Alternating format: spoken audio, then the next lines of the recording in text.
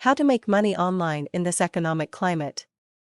How to make money online is a question more and more people are asking, thanks in no small part to the vagaries of the current economic climate.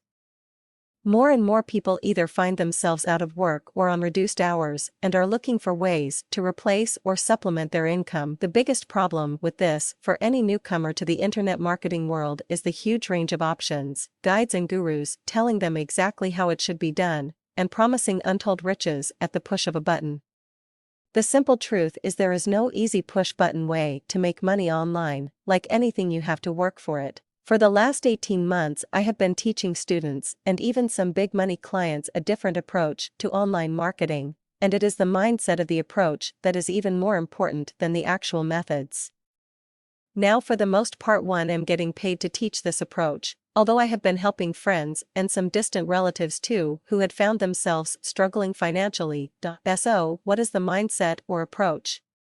It's simple, really. Cast the widest possible net you can, or in other words, chuck as much as possible at the wall and more will stick. Marketing approach. I heard John Reese talk about this back in 2007, and despite the wonderful speakers at the event, it was the one thing that stuck with me. And it was worth attending just for that one little trinket. What was it? Again, it was simple. To really succeed in online marketing, you had to own as much of the internet as possible. So from that moment on, I strove to do just that.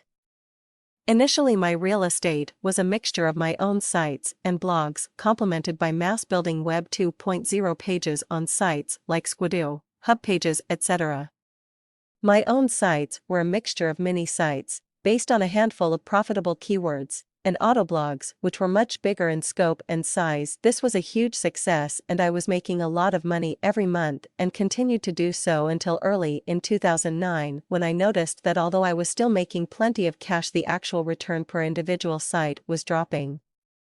In fact, for the first time since I started this approach, I was adding to my portfolio every month, but my actual earnings were at a standstill.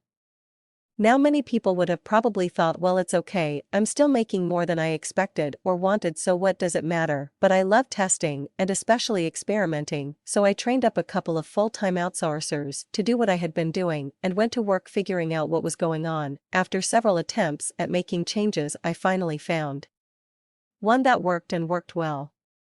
I took my mini sites and added autoblogging methods to them. Now, importantly, I structured these blogs so that the emphasis was still on those initial 5 or 6 keyword articles, and the automated content was basically just there as a way of driving customers to those money pages. Before I knew it, these sites were earning more than they had when they were at their peak. Happy, joy. Seeing this success, I went back to the original autoblogs and incorporated the same mini site methodology into those, and again it worked like gangbusters.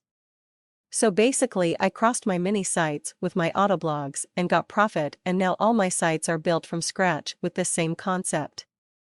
The real beauty is that because they are 90% automated, cranking them out is easier than ever. And yes, everything is done by my outsourcers who are actually now full-time staff. Now, going back to the wide net mentality. If I had never heard John Reese talk about this and had not gone out and taken action and built all those sites to start with, I would have never have seen the trend downwards and not gone and figured out a way of changing it up again. If I had been concentrating on a handful of blogs and they would have started to drop, I probably would have thought it was just an anomaly because my test group was so small. So, in my personal opinion, and this does come from personal results and not supposition or anything I read somewhere, the best way to make money online is to spread your net as wide as possible. In 2010, this really is very easy indeed, with all the technology at our fingertips compared to 3 years ago when you had to build everything by hand. So, if you are new to online marketing, go and put your foot in the water, not your toe, and build some blogs, the more the better. And if you are an intermediate or experienced marketer, don't you think it is about time you spread your net, instead of fishing in one spot that could dry up any day with no warning? Go on, it makes sense.